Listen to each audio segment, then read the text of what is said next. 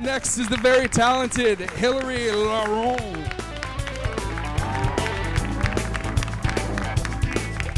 Hey.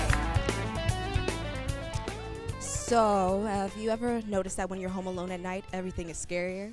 Like the possibilities of you now dying at home are now infinite. Like when you go to the bathroom, you're real cautious about it. You know, pull back the shower curtain to make sure there's no psychopath killer doll in there, or for some people, your mother-in-law. But you can't stop there. You gotta check the whole house because let me tell you something. Killers these days have been getting pretty creative lately. Like I checked the inside of a kitchen drawer because I don't know if he shrunk himself like Ant-Man or he's the Indian in the cupboard. I don't know what he likes. Being home alone tends to make me think of the worst case scenario because I'm on my own.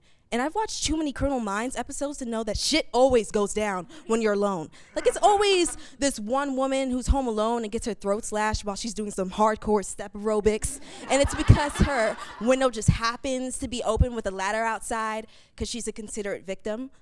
Like, what if I'm watching TV and Michael Myers is just standing behind me? I'm gonna die. Like, I can't outrun him. We all know that no matter how much you try to run, he will always catch up just by walking. Like, can we talk about this for a second? Because I just need to understand this. Was he on the track team? Because that shit is ridiculous. Or like, what if Hannibal Lecter is up in my attic just waiting to attack? Jodie Foster's not gonna save my ass. He's gonna kill me and then serve me as fried chicken, which frankly is racist. But if he's gonna do it, he better do it right. Like, don't bake me, fry me. And there just better be some seasoning. Like, you better add some paprika, a mermaid's tear, some Lowry seasoning, some pepper. And if you want to be fancy, you can put a splash of red wine. Make me a 5-star meal. And I refuse to answer any phone calls because this is not the Ring or when a stranger calls. You got the wrong number, boo. I won't even pick up my mom's own phone calls because they probably got her and are trying to call me to trade in my life for hers. Like, she lived long enough. She's going to have to take one for the team.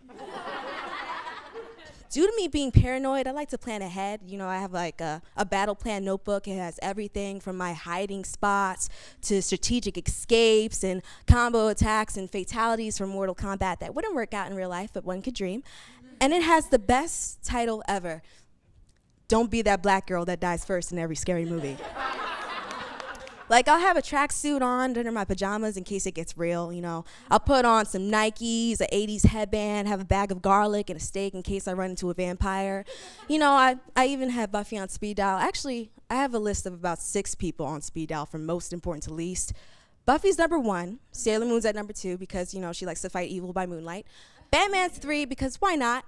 Jackie Chan's at 4, Chuck Norris is at 5, 911 is at 6 because I'm a little unsure if I want to call them because I may be the one with 6 warning shots in my back. So we don't want to do that. Don't want to do that. And my artillery is also a very important thing to consider because if I gotta cut a bitch, I'll cut a bitch. Like, do I use a bread knife or a pizza cutter? Now, let's be real. To be honest, a bread knife and a pizza cutter have to be the 2 worst options of all time. But this is the type of shit that poor people have in their house. All right, I'll be honest. I did use Home Alone as my training video. I do wish I could do all the stuff that he did when it came to traps, but, You know what? I'm actually upset that I used Home Alone as my training video.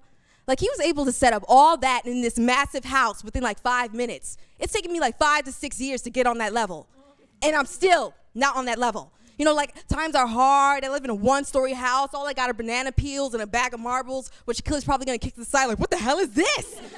Like, and a bread knife. I'm broke. Man, fuck Kevin McAllister and his rich ass. I tried, and that is all that matters. So I've been single for a while now, and